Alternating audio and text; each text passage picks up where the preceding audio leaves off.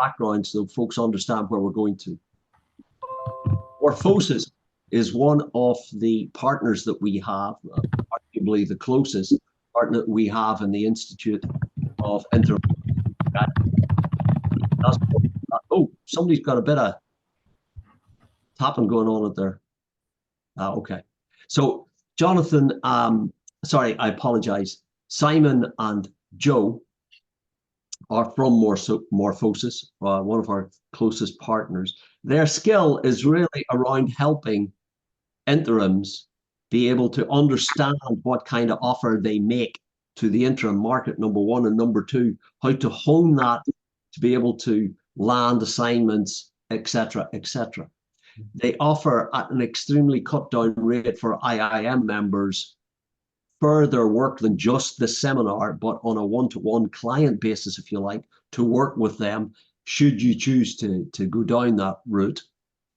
As a member of the IIM, you get that at a substantially discounted rate. And they will really help, A, focus your attention as to how best to present yourself, and secondly, help you land those difficult roles to get hold of going forward in the sectors that you want to go into. They're vastly experienced in the area. To Joe and to Simon, my mother once told me that a good introduction was such that the person you were introducing, their mother wouldn't even recognize them from the introduction. So I hope that kind of fits that kind of mold a little bit. Simon, you have control of the screen, so feel free to show your slide deck. To go into, yeah. And just one more time, please unmute if you've got a question. Let's make this slightly more interactive. I will keep an eye on people who are attending. Okay, thanks. Please, Simon, over to you. Next slide, Simon, please. Hello, everybody. My name is Jo Rawcliffe. I'm one of the co-founders of Morphosis Partners with Simon Hudson. We're both delighted to be here today, and hopefully this webinar, even though there's only 3 of you, is going to be very stimulating. And to start that stimulation, I would ask, or we would ask, that you do contribute to the Q&A, which we've already determined is going to be pretty fluid, I hope anyway, so we can get some really good information exchange. And as we run through the slides, obviously, please do jump in and ask questions. And as a prompt, we would be interested to understand what brought you here today and how you're finding searching for interim assignments in the current job market. And as a backdrop to supplement more around Mike's introduction from Morphosis Partners, we've been working in the assignment global network or markets since 2014. And prior to that, we had 5 years, Simon and I, piloting, researching and mapping, investigating the job markets and what works and what doesn't work in searching, and in this particular instance, from your point of view, as an interim. So today is all about us sharing our findings in those 5 years and since 2014, and sharing our IP, really, our intellectual property, to stimulate our relationships with the IIM, obviously, and also to examine in greater detail the assignment market landscape and navigating it successfully. So Simon, over to you. Well, hello to this rather boutique little huddle. And Dominic, welcome to you. I recognise that name. Your name is actually featured further in the slide deck. Yes. So there we are. You'll probably be sending us an invoice for royalty use on that, but there we go. Yeah, I know you well. Sounds like a marriage, so it could be for better or for worse, but there we are. Hopefully for better. So yeah, what's quite interesting is that since our inception, we've essentially tracked the way that our clients that we've supported have operated when it comes to assignment acquisition. And at the start of any engagement, we basically get an understanding of where are they at the point of engagement with us, and ultimately what happens moving through that process. And what it enables us to do is to essentially evaluate what are the good behaviours from perhaps herd-like behaviours. So what I mean by that, behaviours that people will perhaps latch onto because of the noise attributed to said advice. For example, if people are looking for an assignment one of the big things that LinkedIn, for example, draws people's attention to is that wonderful green ring around your face that says open to work, and people think that it somehow magically accelerates the ability to be found, which actually is one of the falsities, as we'll go on to later. But what's interesting here is you sort of scan through, and I'd be interested to have you think about your own position in regards to some of these insights here or data points. It's sort of where you may see yourself. And there's a couple of things here that certainly from my point of view are worth pointing out. One of them is about source of assignments. You know, it's very easy to be sort of taken or carried on the wave of LinkedIn and its accelerative noise, you know, the fact it wants you to sit on there almost in a full-time capacity, creating content, engaging and clicking apply as more and more companies and even recruiters and ISPs post opportunities through that domain. But the interesting thing, of course, is that when you're in that assignment search mode, is that you've really got to be focused on who you are, what your differentiation is, because if you present to market as a generalist, whilst you may get lots of noise coming to you, the quality and the relevance of that noise may not be quite so focused. And the upshot is that progressively you could get quite frustrated, you know, by going through processes where ultimately the day rates could be below par, or you end up being deemed overqualified, etc., etc. And the, you know, the reasons for non-acquisition of assignments are quite numerous. So it'd be interesting just to see, you know, and for you to think about the balance of your activities in the assignment acquisition landscape. You know, have you noticed a trend, for example, since you were last looking on, I don't know, the quality and relevance of assignments coming to you through ISPs, or the quality and relevance of how your existing network may be engaging with you and the leads perhaps that may come through that? And certainly from my point of view, they are question prompts that I'd like you to sort of consider. And because we are a small group, certainly Joe and I would be open to questions that you may have around those things. So my first question here is, are there any immediate observations or reactions to some of the data points that have been highlighted on this slide?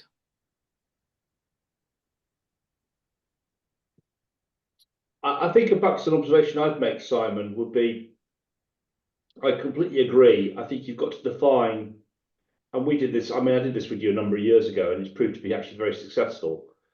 For me, is you've got to define your sweet spot. Yeah. What is your specialism?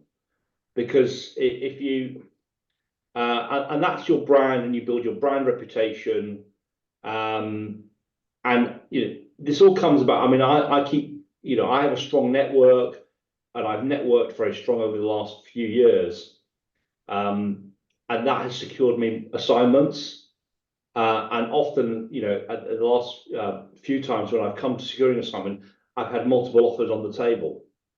But that's because you network with trusted ISPs. You don't have to network with every single ISP. You have to have a strong brand.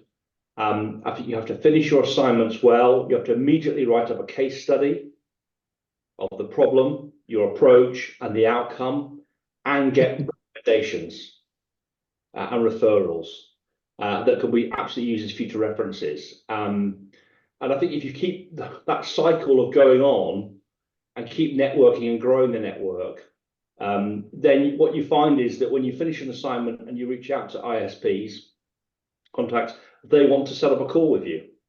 Yeah. They want to review progress with you. If nobody wants to talk to you, you've got a problem. Absolutely. And what about yourself, Jonathan? Are there any sort of observations or thoughts in regards to, I suppose, the data prompts and the questions raised on this particular slide?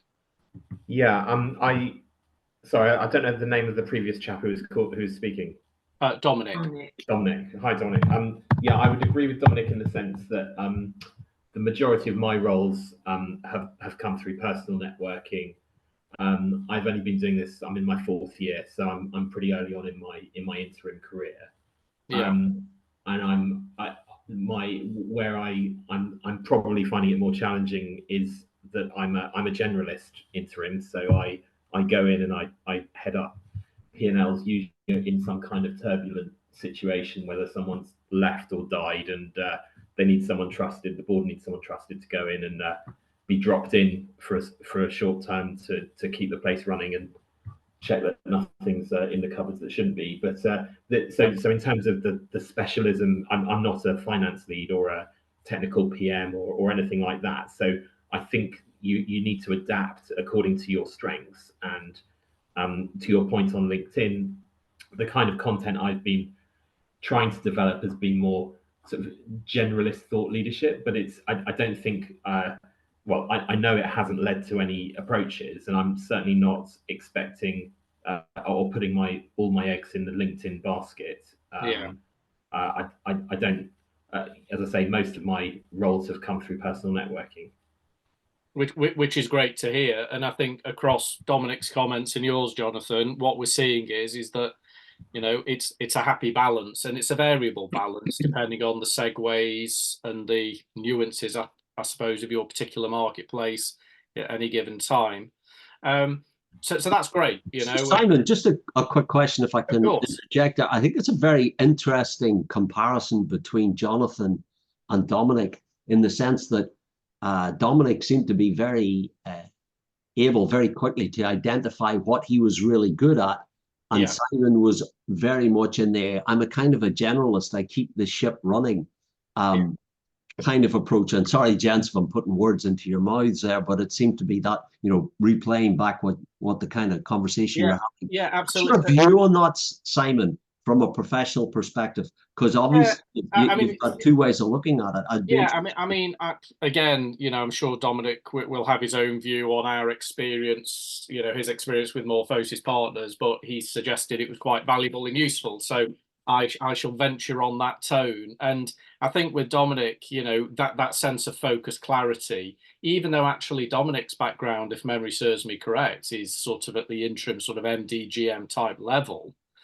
Within the context of that, there is still niches, capabilities, whether that be, I don't know, a focus for M&A or engineering, manufacturing, or whatever those things are. And what's very interesting, to draw the contrast with Jonathan, is that when you present to market as a generalist, as we'll go on to when we talk about the 5 areas or derailers, is that ISPs struggle more with generalists, which is probably why Jonathan's found the existing network and working the existing network probably better to date at finding the results. However, with both of those methods, you know, to Dominic's point of recycling it and re-engaging, what you tend to find with your existing network is that, you know, unless you are able to recirculate, repopulate, and to grow it organically through that existing network, you will start to find that your network starts to wane essentially over time as more and more people either retire off, or more realistically, they move into roles in companies where the ceiling height and therefore the opportunity for you is no longer valid or relevant. And so in both cases, there needs to be, dare we say, an eye on the ball when it comes to that in-market strategy, when it comes to a private acquisition. And to this slide here, just to quickly highlight, you know, this is why Morphosis Partners exist, and this is why, you know, the relationship with the IIM is as is, because, you know, doing the job of an interim is one thing, but actually you've got to be able to identify it, you've got to be able to land it. And unfortunately for interims, you have to be able to repeat that more than you ever would have done within your permanent career, you know, and so there is an evolving skill set with that. And there's an awful lot of confusing noise with things like AI, things like automated, dare I say, it's spamming software that you can apply to LinkedIn, which is an absolute nuisance, but, you know, lots of people are trying it. And so when it comes to those things, you know, and this is where I'll pass over to Joe, because again, from our data points and through the experience that we've had, essentially, you know, these are the things that you've got to be able to be good at. And over to you, Joe. Yeah, these are literally when we were doing our research and mapping and investigating prior to 2014, these were the 5 areas that we very quickly became aware of were going to cause problems for individuals, interim or other, but in this particular case, in the interim landscape, in securing a consistent supply of assignments. So let's have a look at them. Let's accept that this funnel represents the top part of the funnel is the job market, and we won't talk about that top bit now. We'll just look at what we call the choke points. In other words, to get a role, you've got to be able to pass down the funnel, come out at the bottom, and successfully move into role. So these 5 we call choke points, but I would also relate to them as critical derailers. So let's have a look, and I'm going to prompt a few questions myself as I run through, just to get you thinking and see how we come out at the end. So let's look at the effective use of LinkedIn. How do you cut through 940 million users on LinkedIn? How do you get your profile seen and heard by those who literally look to sort of offer you to be able to offer you work? You're on LinkedIn to be found. Are you being found? And consistently being found? And most importantly, standing out from those who profess to be the same as you or to offer the same as you? Do you understand the full functionality of LinkedIn? How to be found as example. You don't get found, as Simon was pointing out earlier, from having that wonderful green band or banner around your profile picture. It rather denigrates rather than adds to your profile page and the value that you can offer. We all know that LinkedIn is algorithm led, and it's not possible to tick every box for every nuance of every algorithm, but the one that you must tick to eradicate this critical derailer is the nuance of being found, which means traffic coming to your door. So at Morphosis Partners, we've recognised these pointers, these sort of areas that individuals are not aware of when they're on LinkedIn. Think they're on LinkedIn to have a profile page, to comment, to click connect and forget, to pick up the networks as and when they need them, and literally expect traffic to come to the door. So what we do at Morphosis Partners to eradicate or to lessen the risk from this particular critical derailer is we get our clients onto page 1. Top 10, number 1, generally, no less than number 5, because that's how we know they will be found, either by ISPs, interested stakeholders, or interested parties generally. And we actively build our clients' networks to those decision makers who count. Because as we move through the choke points, could we move on to the next one, please, Simon? Can we go back to the slide with the 5 choke points, please?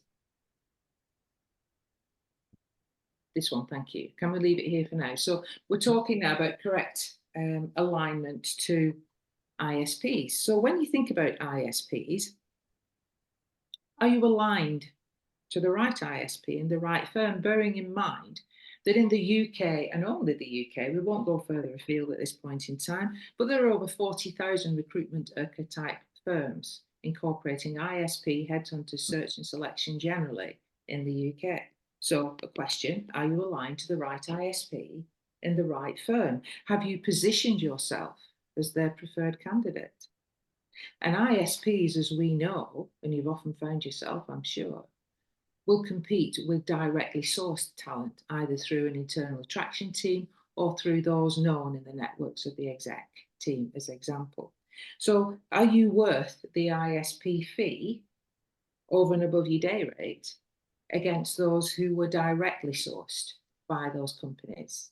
And of course, don't carry a fee for their engagement. So that's worth thinking about. Then the next point we come to is existing network navigation. And that's an interesting one because everybody has a perception of existing networks. In previous years, the strength of a network was in, it's not what you know, it's who you know.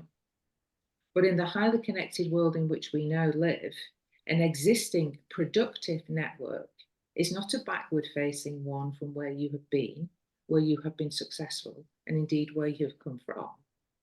A network that is of value and very productive in today's search and market arenas is a network that basically is not about what you know or who you know now. It's about who needs to know about you now, which is a very different concept, a very different set of behaviours and framework, and literally what we call a future-facing network. So existing networks are very important, as Simon will, we will talk about later, but it must be future-facing and not backward-facing. So that's how we eradicate the existing network and the problems that it can offer. The next one we come to is an interesting one, the ability to go direct to companies. I've not met many, to be fair, since the concept of this became relevant around 2009. I've not met many job seekers generally who had the ability to go directly into companies. And the questions around that are, do you know where the companies are at any given time that would value your skills? Are you known to anyone in the businesses that you would be interested in going into? And why is that of importance? The last one is the competence to win the selection process. When did you last compete? Can you position to beat candidates already known to the business in question? And the one I think is interesting around being more of a generalist is, can you position, and it's not aimed at generalists, but it's generally, it's all around how you move and take your skills to different places, different situations, different contexts, and indeed different sectors. So can you position the contrast in your experience to win work across sectors or out of your comfort zone? As after all, skills are transferable across sectors, as we all know. So let's move on to the next slide. Oh, before we do, have we got any questions? Forgive me. Has anybody, Mike, Dominic, Sam, you got any questions around any of those choke points currently? I think for me, Joe, that's very helpful. It's Mike Thompson, by the way, for others. Oh, sorry. Yeah, I think it's good. And the one you're talking about, the director companies, can be quite a new one to a lot of people. So it's just opportunities, how best. I mean, I guess for me, I'm a general specialist. I'm a career interim CFO, but invariably the work I end up doing is around people and change. And I guess we can say all of us do that. Yeah. But it's really work that I've picked up via my network, and as Simon pointed out, is the network moves. And I'm not the greatest marketeer. I'm absolutely not. I love what I do in the world of pragmatic interim, but I'm a terrible marketeer and keeping up with people. But I'm very interested to know more, I guess, in direct to companies. I've done that in a quasi sort of way by working through solicitors who have those direct connections in accountancy firms. But if you could expand on that, if there's something further to it. I'll expand on it by giving you a little bit of a bit of bedtime reading, actually. And this bedtime reading will substantiate the data I'm going to give you, which basically suggests quite strongly that there's been a huge shift in market. The ability to go direct to companies is very important. Why? Because it's cost and risk free, or it's less cost and less risk. In other words, there's no ISP involved as an example, or going through networks, going through the back door, as my father used to say. Then it's far more, there's more of an appetite for that. However, it's been proven time and time again that going directly into companies or having advocacy in companies of interest is very important. Now, recently, the World Economic Forum, supported by PwC, produced a report called Skills First. And the basis of the report is all about companies now saying, because there's such a glut of talent in today's markets, because we now are a global transient work market, as you know, are we missing out on talent because we're concentrating too much on qualifications?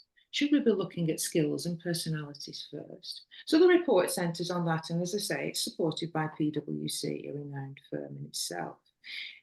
One of the comments made in that report, which drew my attention, was a survey that they put out against, and it is executive search, or executive interims, executive full-time individuals looking for work, where they concentrated their survey, and 51% of the execs that they surveyed who were looking for work, interim or other, fragmented or other, fractional or other, commented or came back with the information that they had lost out on opportunities simply because they didn't have advocacy in the businesses they were interested in.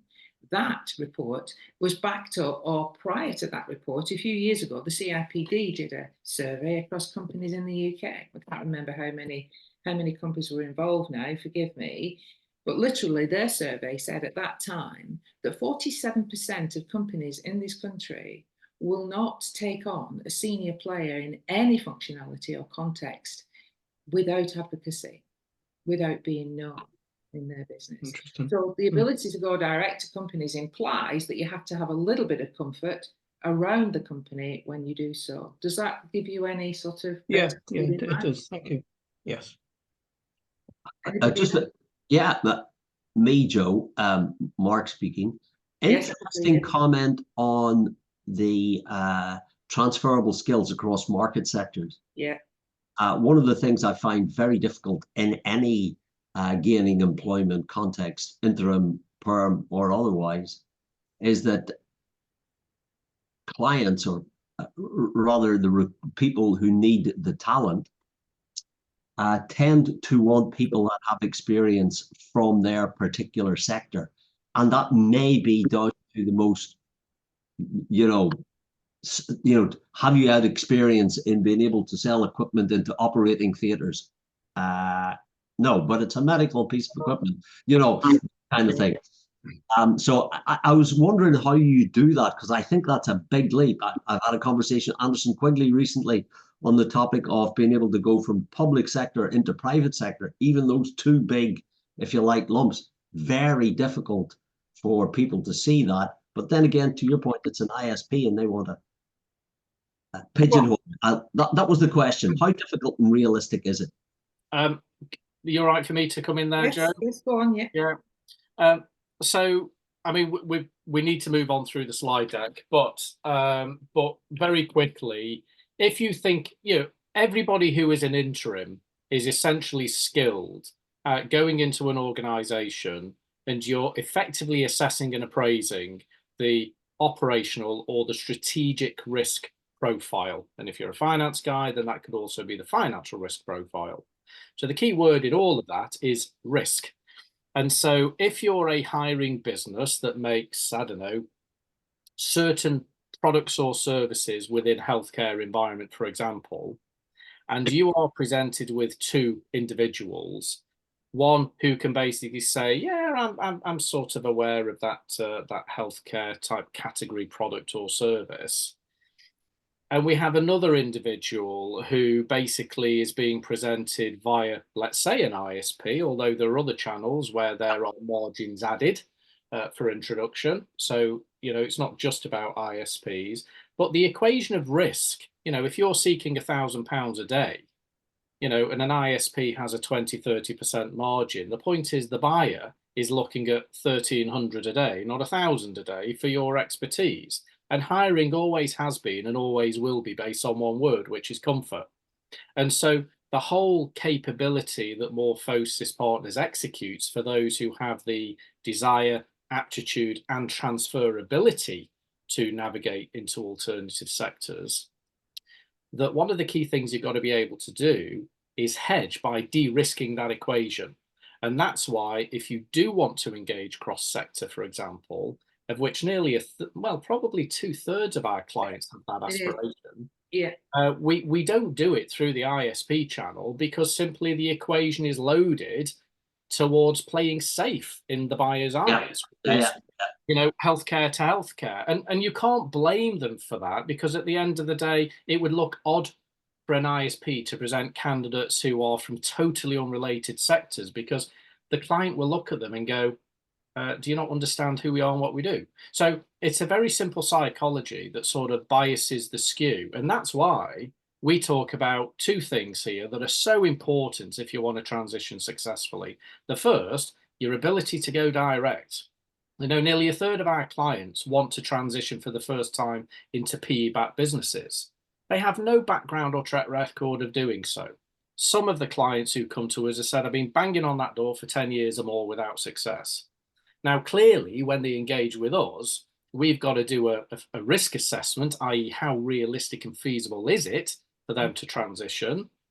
And then, of course, we manage the conveyor belt and the tactical play that needs to be employed in order to achieve that. And that means two things. One is your ability to go direct to companies. But the other thing you've got to be really good at is the last one, the competence to win its selection process. And it's really surprising for me, 10 years as a headhunter before, and then obviously engaged for 15 years with Joe and 10 years as Morphosis Partners, at just how poor the average executive is at interview.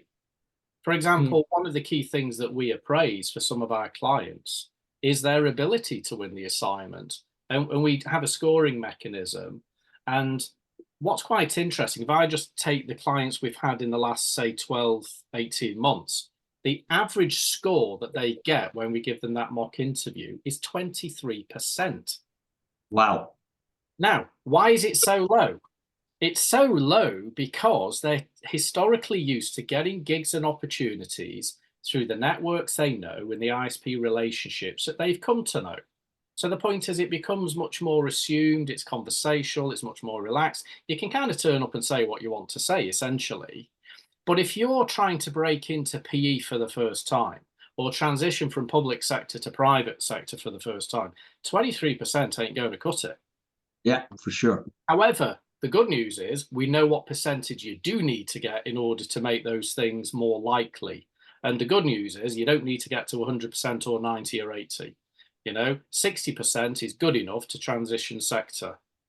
And advocacy, when you've got the advocacy in the business, you only need to get between 40 and 50% from our experience. So we're going to move through this slide deck will be available anyway, but I think it's worth just getting to where we're probably up to in the conversation. So is there a slide that you would want to reference, Joe?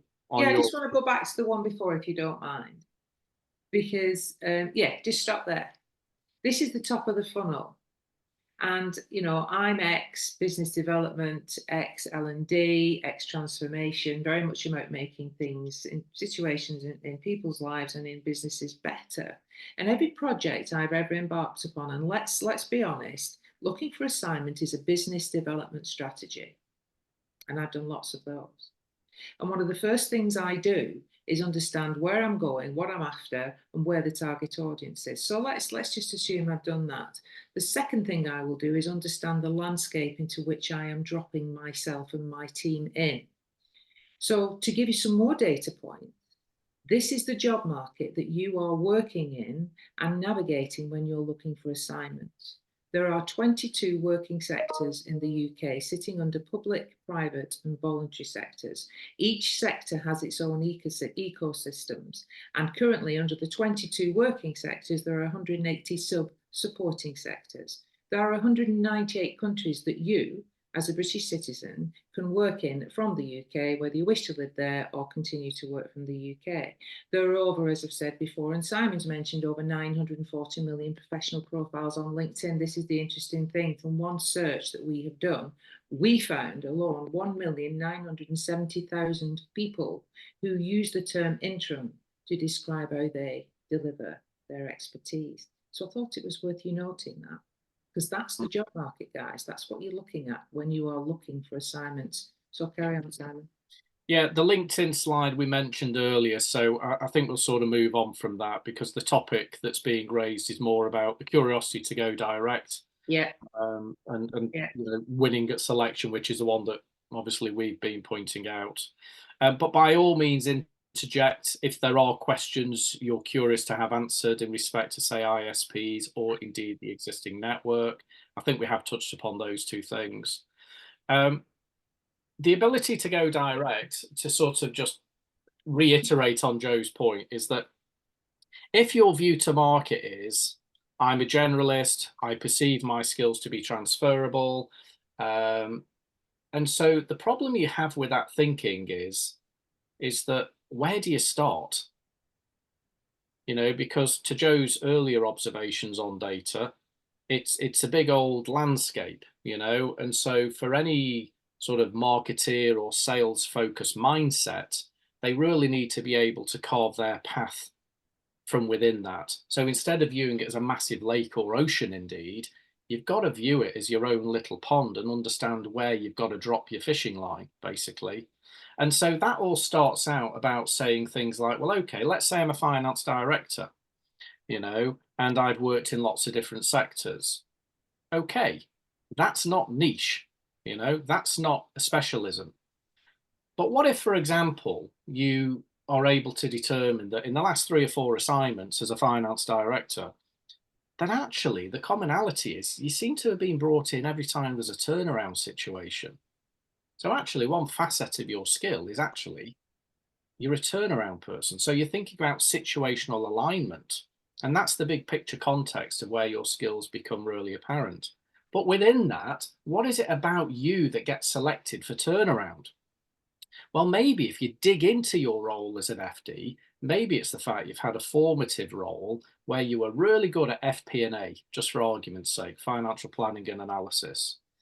Now, interestingly enough, that's a really hot skill set for private equity firms. So suddenly you could look at private equity who focus on turnaround where they've acquired a distressed asset, where the FP&A skill set is absolutely going to be what they want you for. They'll give you a sexy title of CFO, but essentially you'll be managed as an FD because they want you to interpret the numbers and make sure the numbers are accurate and informs them in an appropriate manner. Now, that suddenly makes you exceptionally focused when it comes to the ability to go direct, because at the moment there are 18 private equity companies that focus specifically on distressed assets in the UK.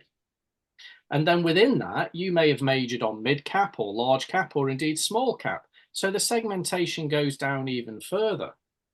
And to give you an example of a generalist we worked with a year and a half ago now, or a year and 3 months ago, who was a generalist CEO. He came on board with us and, you know, I was responsible for his introduction into market.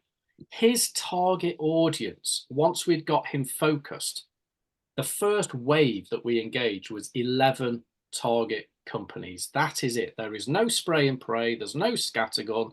There's none of this numbers rubbish. It's irrelevant. And of those 11 companies, we got 8 of the chairmen to meet with him, 8 out of 11. And that was because we were effectively matching talent to situation in the context of operating businesses that aligned both in terms of situation and, in his case, some level of product and service commonality.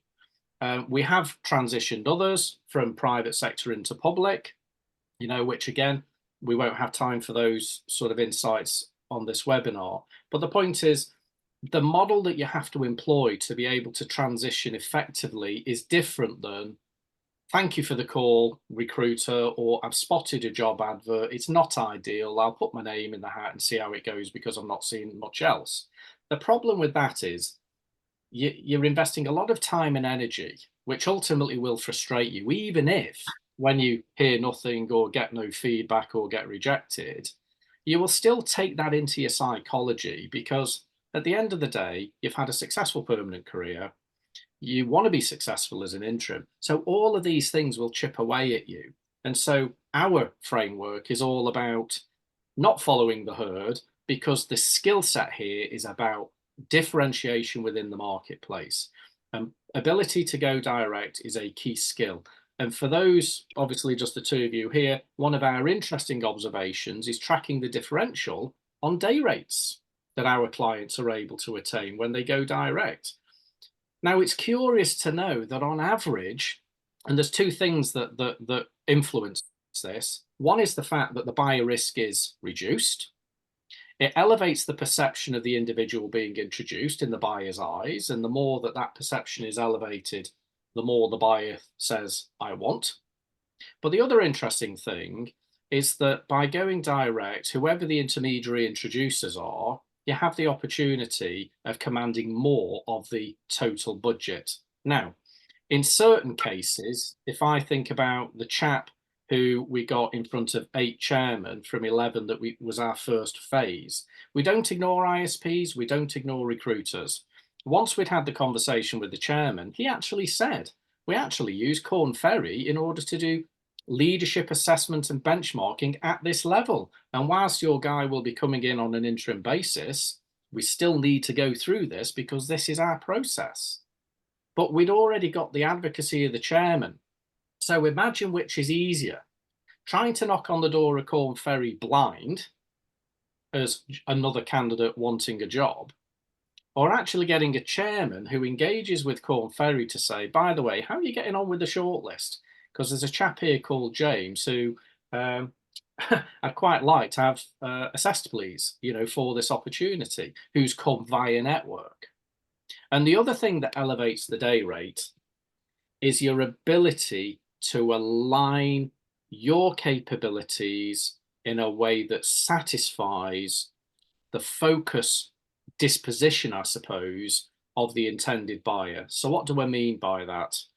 There are some very dangerous questions when you're going to interview, like talk me through your CV, talk me through your background. It's like, Christ, I've got 30 years of experience. Where do I start?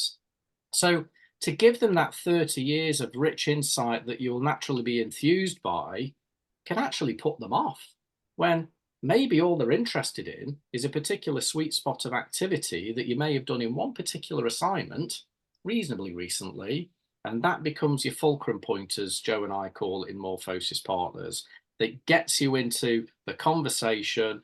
You satisfy that first, and then again, we've not got time for this in this webinar, but you know, what we coach our clients on is how to, for example, align non-linearity to linearity. So what we mean by that is if you're a generalist and your interviewer has only ever known one sector, your interview technique needs to shift in order to satisfy the blinkers that those people would have had on the bulk part of their career. And in the same token, it works the other way, that if you've been very linear and you're interviewing with somebody who is non-linear, i.e. being sector agnostic, then again, you've got to satisfy their concerns, because actually what you've got to be able to do at interview is to position contrast as comfort. Whereas most people when hiring view contrast as risk. And actually, if you put yourself in those shoes yourself, you know, as much as you may try and defend it and say, no, I'm very open to people from this and that and the other, generally you only take that risk at lower level, less risky roles. But in the interim world, you are looking to appoint somebody who has the capabilities to solve a problem that you either can't solve with your existing resources or choose not to. So really that is a baton of trust, and that's very different to hiring a permanent person, where you can sort of say, well, I like the guy or the lady, so I'll hire them on potential and maybe see how they fare over 6 months or 9 months. Well, 6 or 9 months, an interim is hired, being delivered and gone. And so it's a very, very different mindset here. And when you put those two approaches together, what it actually does is it elevates in the eyes of the buyer the perception of you as being in control of your market proposition, and exceptionally focused. And that all endears confidence, comfort, trust. And what Morphosis Partners does is simply facilitate, in varying degrees of touch point, your ability to do that, from directing you to give the impression you're doing it yourself, to actually where we jump in the ring with you and we partner you, to actually a full-fledged program, let's say, where we politely do it for you and you just turn up and win the opportunity. So I'm curious to see whether that's useful, whether there are any reactions to that, or whether there are any observations or questions to that. Just a quick observation from my point to start the ball rolling, Simon. I think it's very interesting when you were saying that the day rate is 27% increased. I think it's interesting because from the client's perspective, the customer's point of view, that's almost like using an ISP. It's kind of interesting that it's in that 25 to 30% bracket that would be a markup for the ISP. Do you want, just on that point, Mark, one of the reasons why the uplift is there is if you go way back when to permanent careers, and even interim is the same. If you know, when I used to recruit interims as a headhunter, you know, same with permanent, your question to the client is, right, what's your budget for this role? Well, it's 800 a day. And then I would go in, as any decent recruiter would go, and say, okay, that's fine. What's the lowest point where you would say they're probably not going to be good enough? Well, maybe that's 700 a day. And then we ask the next question, which is, okay, what's the point beyond which you don't care how good they are? You simply say, we just can't go there. So what you have is a pendulum or a bandwidth. And so what our clients are able to do is to create the perception and deliver comfort that makes the buyer think, wow, they're the person I need. I hope I can afford them. And so what you're able to do is not necessarily grab the budget that is available to the ISP equation. You're just simply able to compete more strongly for the budget, full stop, that is available. Right, I'm with you. I'm with you. Yeah. That's a good way of looking at it. Yeah. I was going to say also, I mean, I can attest to this because I've used, I mean, probably, I've been doing a career interim now for 8 years, just over 8 years. So I think 4 years ago, I had a role I secured from my network. And I effectively, there was no ISP. So I did do the negotiation based on, you know, a rate that would ultimately save the client money. But ultimately, it was enhancing my day rate, and then that took me to another band beyond for the next future assignments. So I can absolutely attest to the model that Simon's discussing. I think also the other good point is I certainly have, you know, when I generally have a discussion or an interview about interim opportunities, often I try and engineer the discussion at the start to actually ask the client or the stakeholder I'm meeting, you know, for them to define what does success look like in 12 or 18 months. And then you open up, it becomes more of a discussion because clearly you start to understand their clear requirements, you know, what's the challenge that they're looking to be solved, and then you can relate your experience.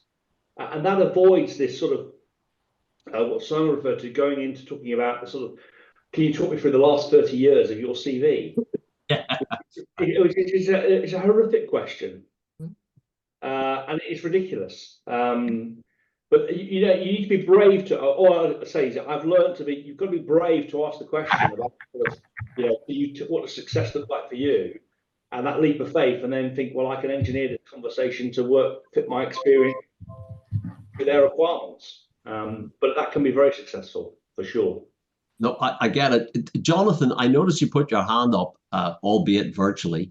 Could you give us the give us the question? Thank you. Yeah, I just going back to the point about needing to find a way to view the market as your own little pond, to dangle your fishing line. I like the analogy, and my situation might resonate with others who see themselves as generalist interims. I've identified sort of 2 or 3, let's say, common strands, which I think are strong stories in terms of my strengths, but they're quite different strands. And to build on your example, Simon, I have a strong story about turning around a distressed subsidiary. It was a marine engineering company. I had to exit some heads, make some stock decisions, and I've got some good quantitative data on that. But I've got a very different story about merging 6 P&Ls together and finding synergies, and then taking that new co to sell. So going back to LinkedIn, how do you tell both those stories effectively without coming across as, you know, being neither or both, you know, at the same time? It's or do you just keep the LinkedIn story very general and then keep those key stories up your sleeve for more targeted gatherings or networks? Yeah, so the current trend or noise, if you follow the herd on LinkedIn, is create more content, create more contacts, you know, followers, etc., etc. And the problem with that is you end up trying to satisfy every nuance and be all things to everybody, and all you end up being is rather busy but not effective. Certainly from our experience. So my view of your point is that if we were to look at it in the context of Morphosis Partners, then assuming that those 2 threads had viability, i.e. that those ponds continued to exist, and against those 2 ponds you remained emotively engaged to be open to both of those channels, then essentially, if you were working with us, for example, we would probably create a future network for direct approaches to each pond, either simultaneously, depending on where the market demand was. And as far as LinkedIn is concerned, we would make your LinkedIn simply a reference point that when you go knocking on those doors and they go, who the bloody hell is this chap called Jonathan? Then actually when they become the keyboard warrior, because of the LinkedIn and its weight on the ecosystem, if somebody was to Google you, what they're probably going to find in that search is your highest reference point is likely to be your LinkedIn profile. And so at that point, when they go there, what our skill is for our clients is to make sure there's nothing on your profile that would inadvertently deselect the opportunity of you having a conversation with them. And then to each thread of your target audience, we are effectively then giving each grouping a fulcrum point. So the sharp end of a dart, you know, because if you sort of blunt that dart and you chuck it at the dartboard, we know what happens. It'll bounce out. So at the end of the day, you need it to stick. So if you're looking, for example, at the sort of distress subsidiaries turnaround, there is an audience for that. You know, there's a few immediate that come to mind. Equally, if it's about the merging of 6 P&Ls, there is another very likely logical audience for that as well. And the whole buy build strategy at the moment, and then divesting an asset or a carve out, is pretty rich at the moment and ripe across not just the PE world, but also in PLCdom, you know. So that would be our approach and that would be our general recommendation. And I don't know if that sort of helps you in your own thinking, but what I am saying to you, Jonathan, is that I think both could exist.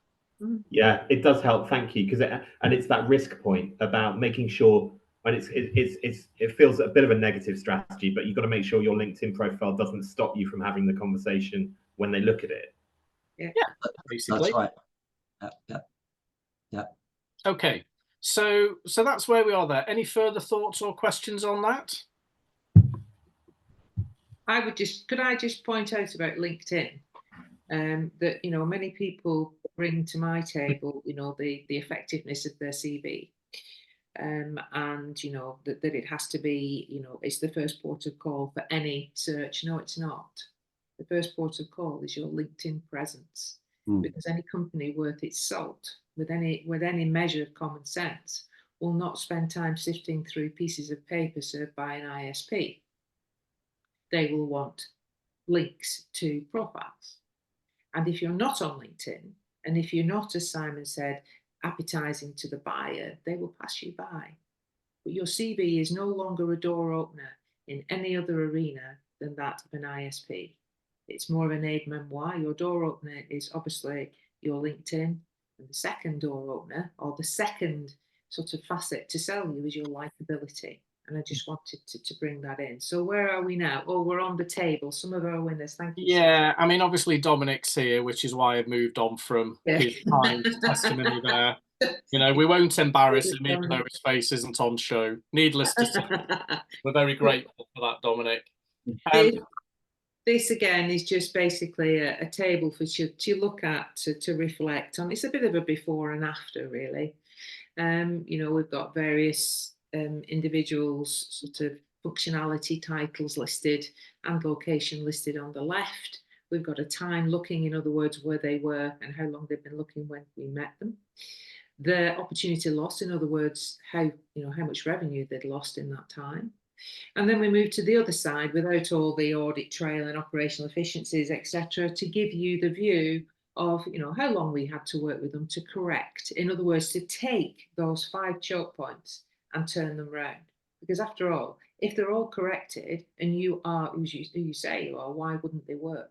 It's quite miraculous, really, because once they are put pointing in the right direction and becoming operationally efficient and productive, then you can see a difference from looking for 7 months to 7 weeks. You can look at basically looking from 11 months to 11 weeks, 8 months to 3 weeks, 11 months to 14 weeks, and so on.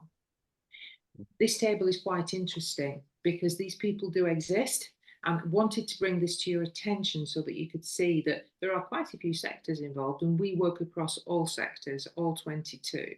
And we've worked into 31 of the countries that I mentioned as being 198 that you could work in from the UK.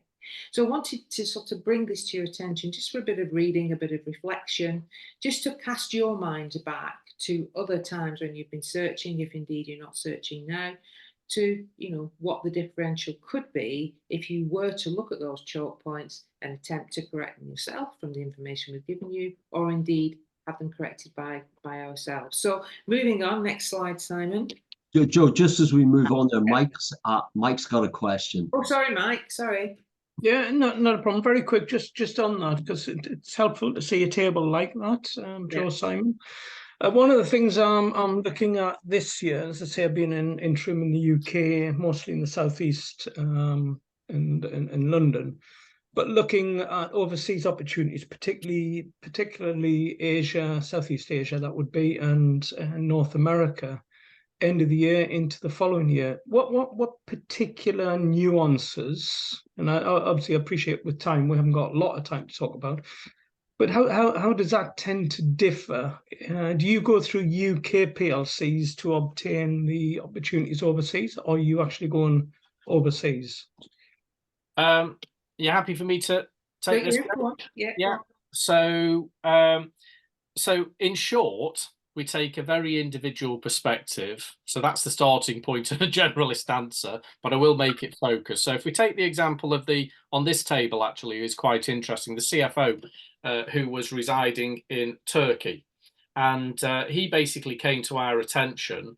Even though we say seamless on the time he's been looking, we say seamless there because he was actually in role, but he was conscious of the contract running out, and he was conscious that the visa, etc., attributed to him and his family, etc., that there was a timeline.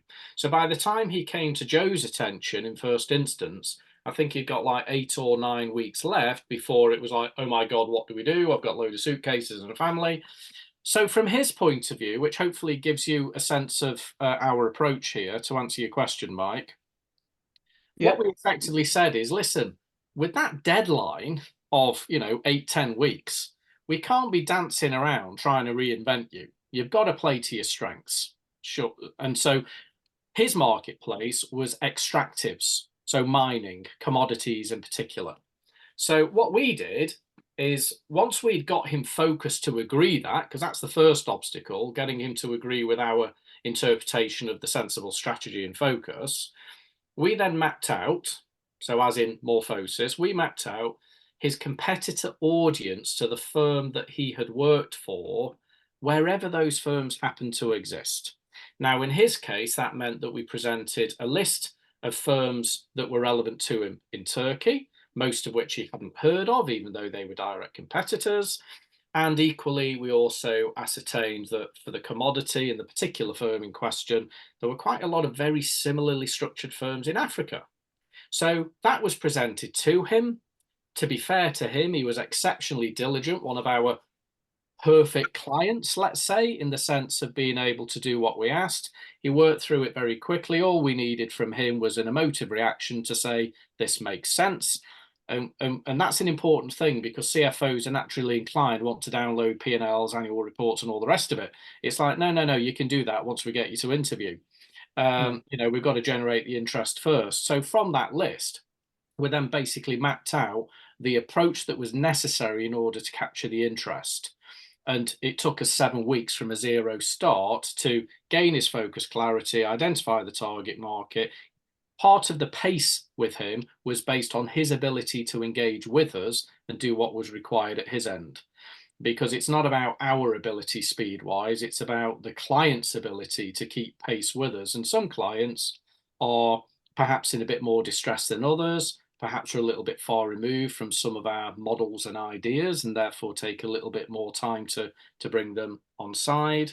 So therefore the timelines can vary. And equally, when it came to those target companies and we approached, because of his position, what we then identified within the targets were companies that had reported distress, companies, his skill actually is quite good at M&A and integration. So we then identified companies that were announcing those particular aspects as part of their sort of strategy statements and things. So that then focused us down to an audience. Now, what was interesting with him as a comparator is that when he came on board, he he gave us a spreadsheet, very diligent spreadsheet of all of the recruiters. He had a spreadsheet of 223 from memory, recruitment consultants across interim and perm, across all the usual suspects. So between me and Joe, there was nobody we could add to that list.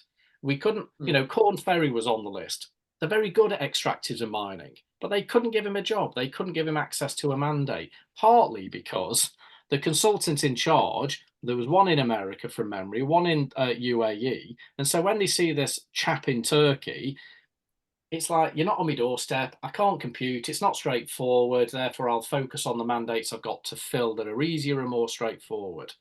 And that's all we did. We simply take to the buyer. So I don't know if that sort of gives you a clear answer, but, from our perspective, Mike, we look at what is realistic about the sentiment of where you're trying to go. We then draw from where you've been to see what we can use to move forward with that. And that then helps us to shape the strategy that we then employ to move forward. So hopefully that gives you a view. It does. Yeah. Thank you very much. Yeah. Oh, and could I just add, just to that particular case that Simon's referred to, that particular chap had actually been looking for 10 months by the time he came to my door. And in those 10 months, he had burnt every bridge possible. He'd been on process, he'd paid for his CV, he'd worked with, recruiters, he'd failed at process. The point I'm making here is that people come to us in all different kinds of state. And it matters not what one's network is, it matters not what our network is. What matters is where the network is that we need to get into. And that's why we can work at speed, because that's what we need to do with each case. Just very quickly, because I'm conscious of time, the transformation example, the key trigger there was winning at selection process. That person had attended 9 or 10 selections and didn't land. As soon as we interpreted that was the problem, we then focused her on our interview training technique. I mean, we did other things as well. But once we'd done that, the very next assignment she went for, she landed. As far as the CEO in Netherlands was concerned, 11 weeks, the key focus we needed to get there was actually to get that particular individual focused on where to really get that fulcrum point sharpened in order to identify the audience to engage. The salesperson in Germany really was sort of basically saying, well, I could go anywhere geographically. And it's like, well, yeah, but if you need a job because you've been looking for 8 months, stop applying for jobs in Japan, America, Singapore. What about Germany? What about what's on your doorstep?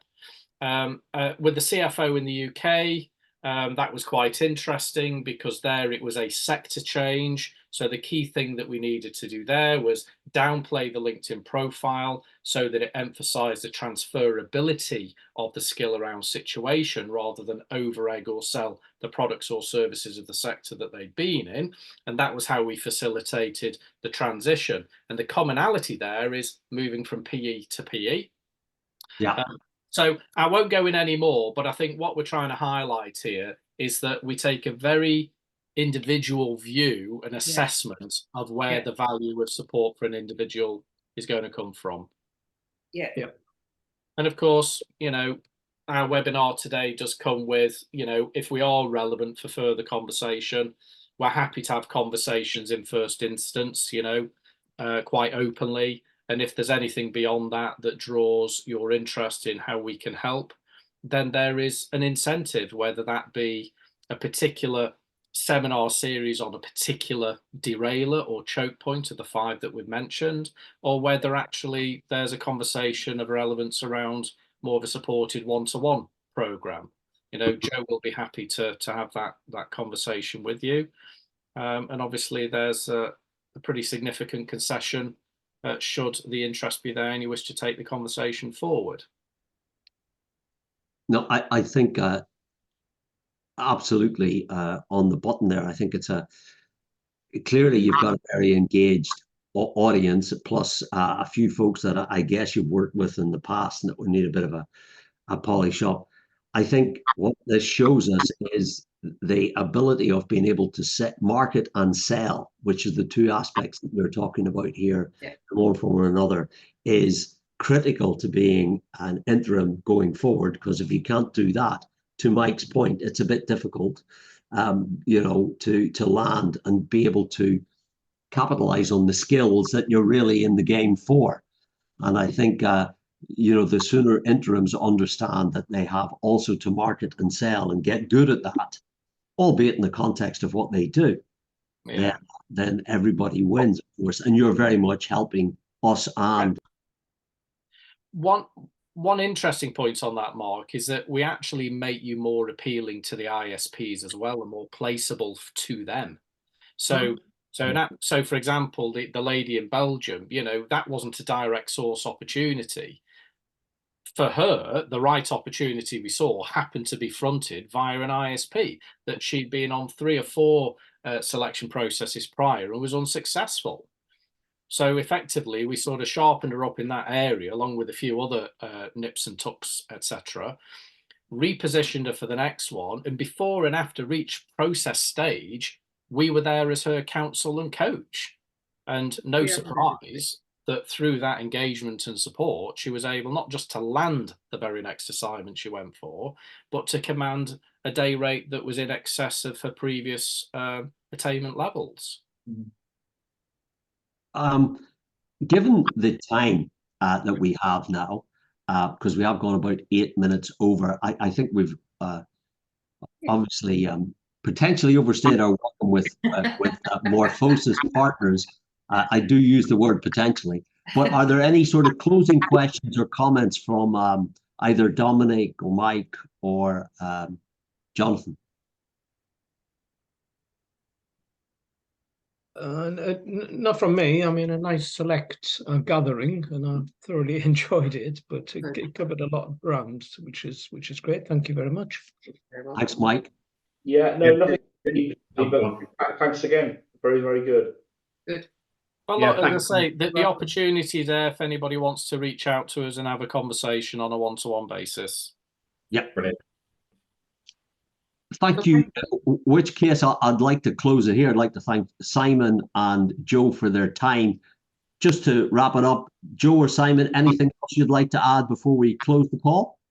Yes, I'd just like to say thanks very much for attending. Even though I couldn't see your faces, it was nice to hear your voices. I hope you found it useful, valuable, insightful, and I hope it gives you food for thought when you're next looking, if you're not looking currently.